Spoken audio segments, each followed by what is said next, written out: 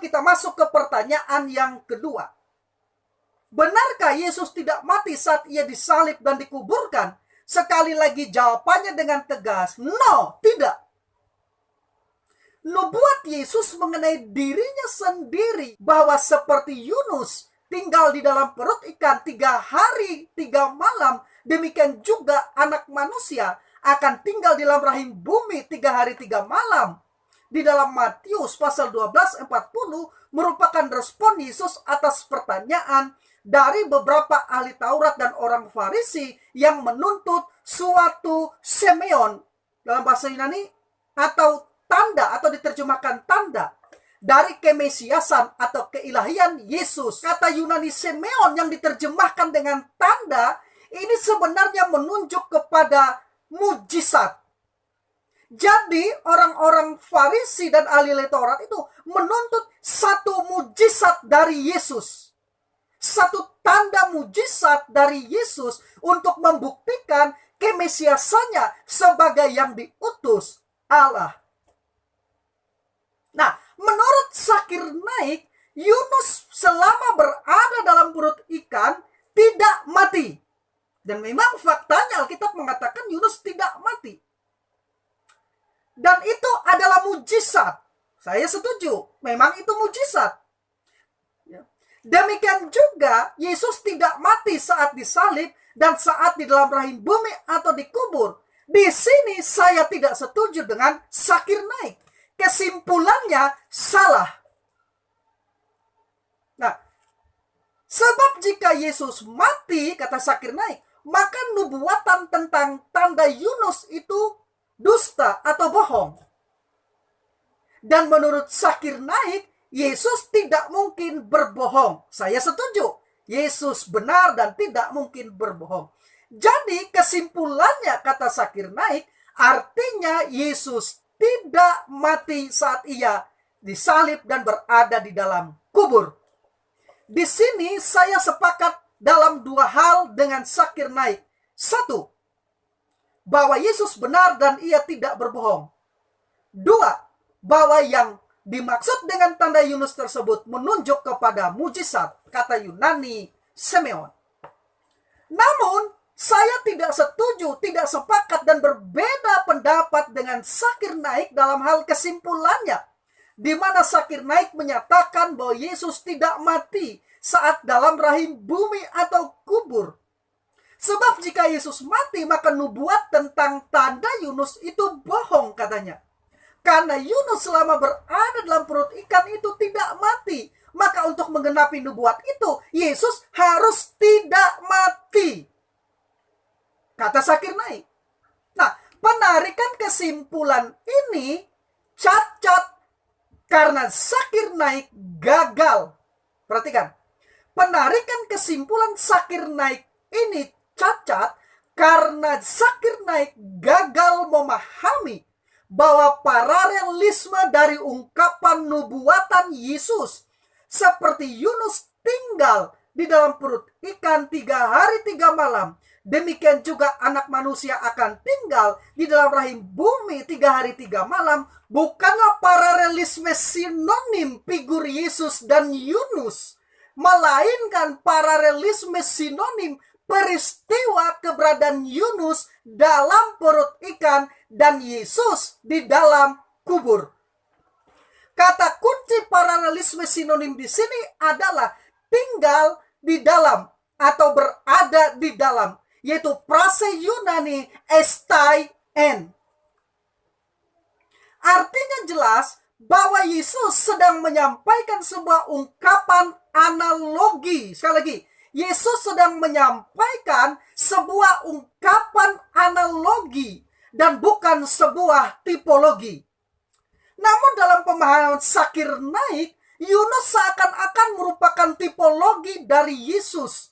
Sehingga dalam penarikan kesimpulannya mengharuskan Yesus hidup secara jasmani selama berada di dalam kubur itu, sebagaimana Yunus hidup selama berada di dalam perut ikan. Nah, menggunakan tanda Yunus sebagai dasar bahwa Yesus tidak mati saat disalib dengan cara penafsiran seperti yang dilakukan oleh Zakir Naik tersebut tentu saja keliru ditinjau dari aspek hermeneutik Alkitab atau ilmu penafsiran Alkitab. Selain itu, pernyataan tersebut juga bertentangan dengan fakta sejarah, fakta historis yang valid, yang membuktikan bahwa Yesus memang benar-benar mati saat ia disalib dan dikuburkan pada saat pemerintahan Pontius Pilatus. Sebagaimana nanti yang akan saya jelaskan lebih lanjut bukti-bukti historis tersebut. Jadi, interpretasi Zakir Naik bahwa Yunus merupakan tipologi dari Yesus telah membawanya pada kesimpulan yang salah. Yunus bukanlah tipologi dari Yesus, dan memahami Yunus sebagai tipologi dari Yesus jelaslah merupakan sebuah kekeliruan. Roy Bichat, Profesor Teologi dan Eksposisi Alkitab dari Dallas Theological Seminary dan salah seorang pakar teologi yang diakui kepakarannya dalam buku hermeneutiknya yang berjudul Basic Bible Interpretation, menyatakan bahwa paralel yang disimpulkan oleh Yesus antara Yunus yang tinggal di dalam perut ikan 3 hari 3 malam dengan penguburannya Matius 11:40 tidak perlu dianggap sebagai kiasan atau tipologi.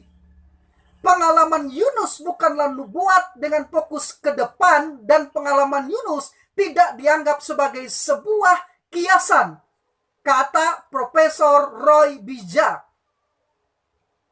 Meskipun beberapa orang mengusulkan bahwa kata seperti dan demikian juga dalam ayat Matius 12 ayat 40 tersebut menunjuk sebutan sebagai kiasan, tapi sebetulnya tidak.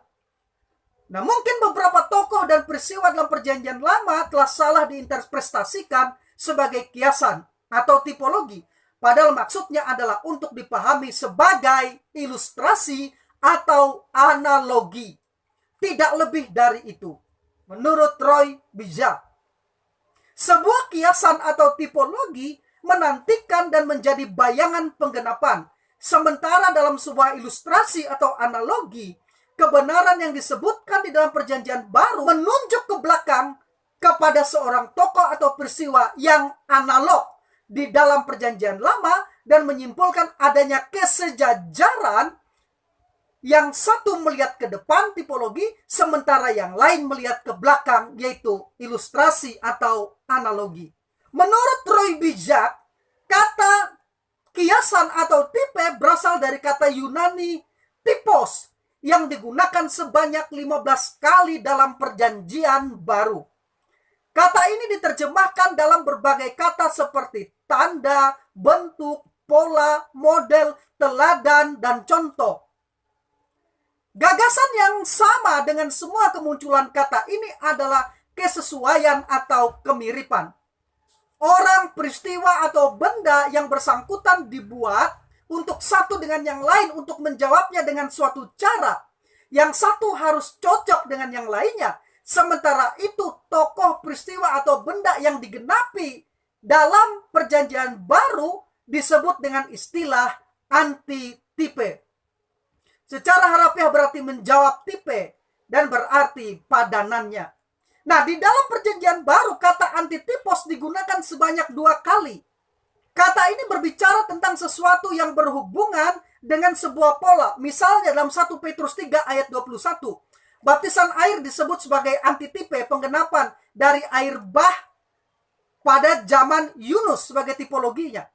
Banjir menjadi sejenis tipe atau kiasan baptisan karena dalam kedua contoh itu air berbicara tentang hukuman.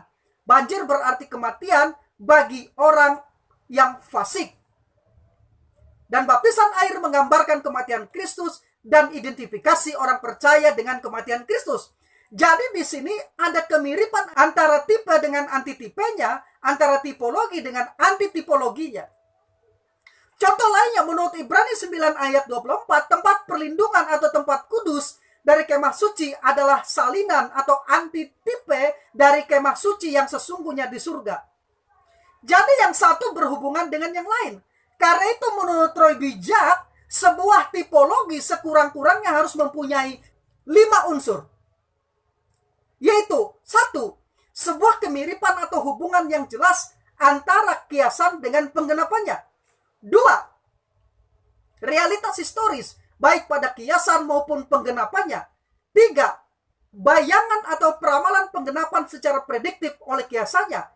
4. Peninggian di mana penggenapan lebih besar daripada kiasannya. Dan 5. Rancangan ilahi. Roy Bijak kemudian menambahkan atau mengusulkan satu unsur lagi dari semua unsur tipologi tersebut, yaitu yang ke-6, tipologi itu harus disebut sebagai kiasan atau tipologi di dalam perjanjian baru.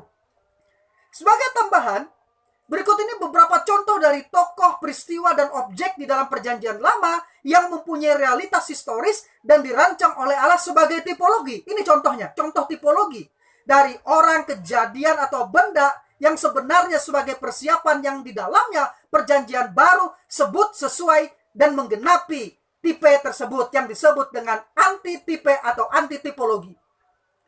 1. Contoh tipologi dari tokoh-tokoh dalam perjanjian lama antara lain dari tokoh-tokoh, dari orang, yaitu Melkisedek, tipologi dari antitipe keimamatan Kristus yang kekal, Ibrani 7 ayat 3, Ibrani 15 sampai 17. Harun merupakan tipologi dari antitipe pelayanan Kristus sebagai imam, Ibrani 5 ayat 4 dan 5. 2. Contoh tipologi dari peristiwa-peristiwa dalam perjanjian lama antara lain, Hari Raya Paskah merupakan tipologi dari antitipe Kristus sebagai kurban, 1 Korintus 5 ayat 7. Hari Raya Paskah Pentakosta merupakan tipologi dari antitipe pencurahan dan kedatangan Roh Kudus, Kisah Para Rasul 2 ayat 1 sampai 47, Yoel 2 ayat 28.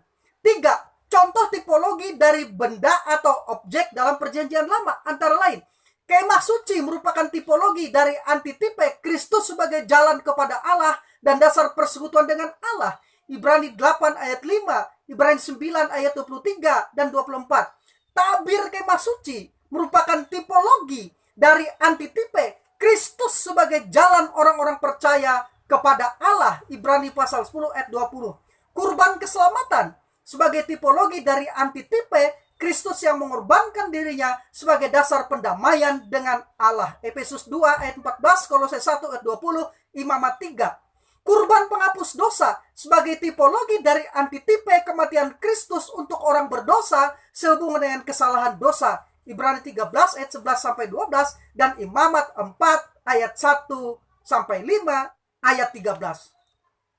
Nah, kembali kepada kesimpulan bahwa peristiwa historis tanda Yunus dalam perut ikan 3 hari 3 malam tidaklah dikategorikan sebagai tipologi penguburan Kristus, melainkan sebagai ilustrasi atau analogi. Roy Bijak memberikan alasan argumentatifnya dengan sangat baik. Tipologi dapat didefinisikan sebagai tokoh, peristiwa, atau objek di dalam perjanjian lama yang mempunyai realita historis dan dirancang oleh Allah untuk membayangkan orang, kejadian, atau benda yang sebenarnya itu sebagai persiapan yang di dalamnya perjanjian baru disebut sesuai dengan dan menggenapi atau meninggikan tipe tersebut.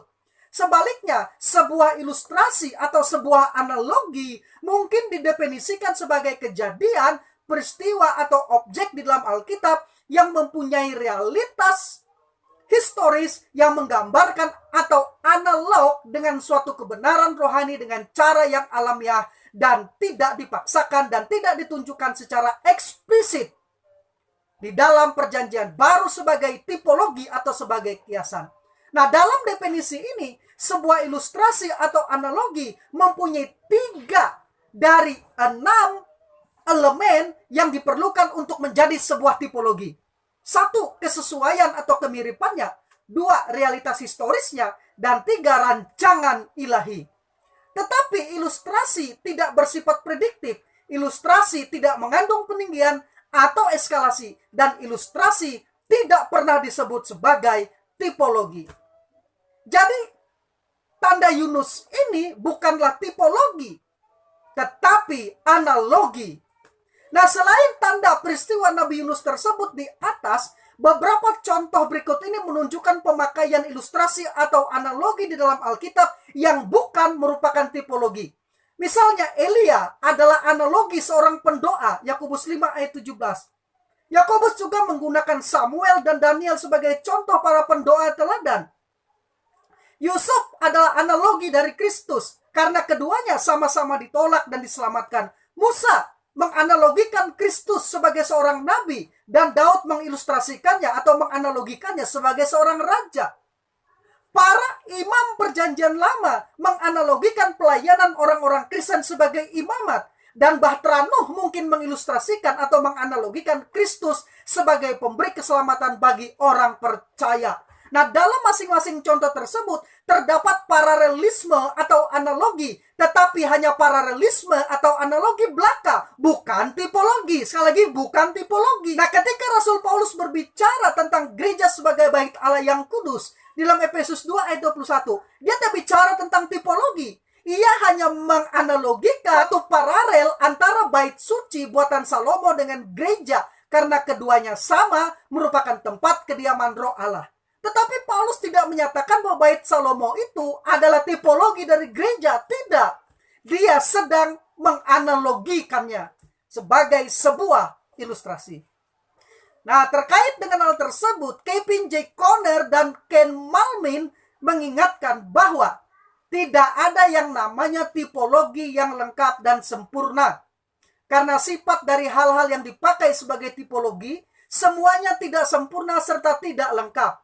Sekalipun demikian, Allah menggunakan apa yang tidak sempurna dan tidak lengkap itu sebagai tonggak-tonggak yang menunjuk pada Kristus Sang Pribadi yang lengkap dan sempurna.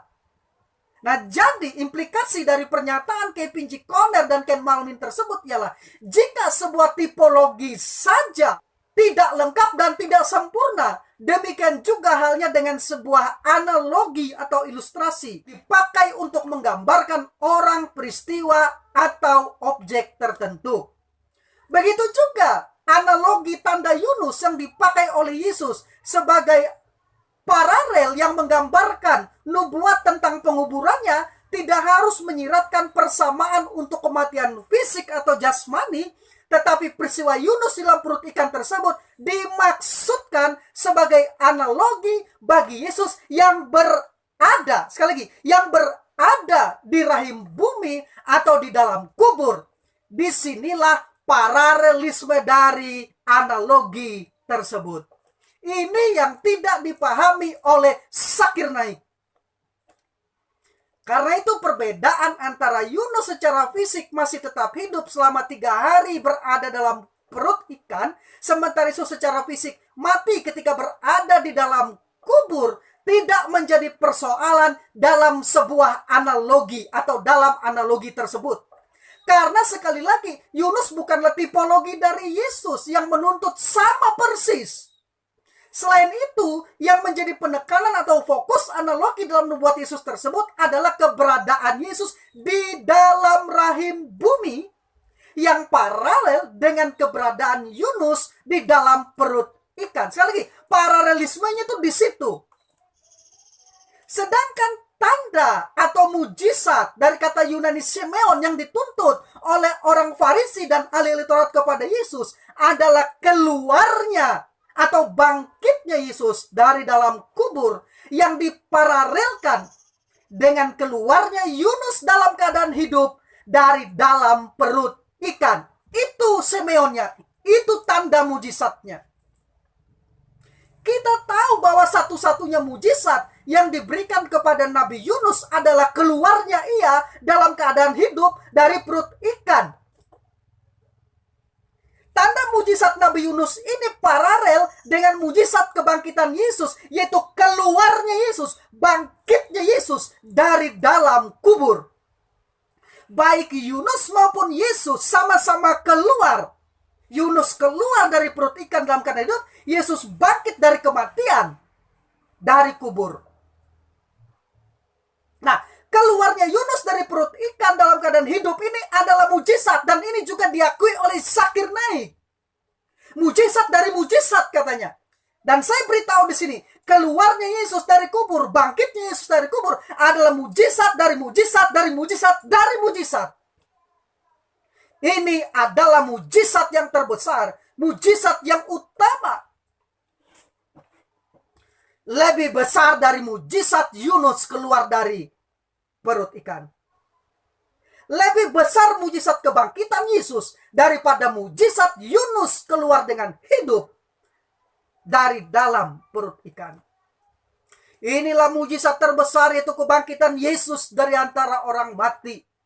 Kebangkitan Yesus ini menjadi tanda Simeon, mujizat utama Allah, bahwa Yesus adalah Sang Mesias yang telah lama ditunggu-tunggu bangsa Israel atau orang Yahudi. Kisah para Rasul 2 ayat 23 sampai 32. Dan mengkonfirmasikan klaim-klaim Kristus atas keilahiannya sendiri. Roma 1 ayat 3 sampai 4.